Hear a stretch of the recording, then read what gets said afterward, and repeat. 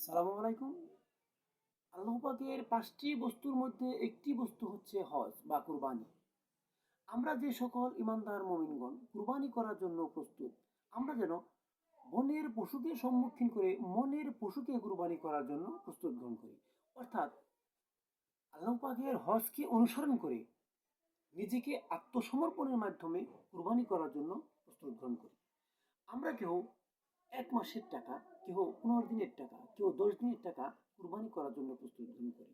অর্থাৎ আমরা কেউ ১ লক্ষ টাকা, কেউ ৫০,০০০, কেউ ২০,০০০, কেউ ১৫,০০০ টাকা কুরবানি করার জন্য প্রস্তুত গ্রহণ করি। আমরা যদি ১ মাস বা ১০ দিনের টাকাই কুরবানি করার জন্য প্রস্তুত গ্রহণ করতে পারি, তাহলে আমরা কি পারি না নিজেকে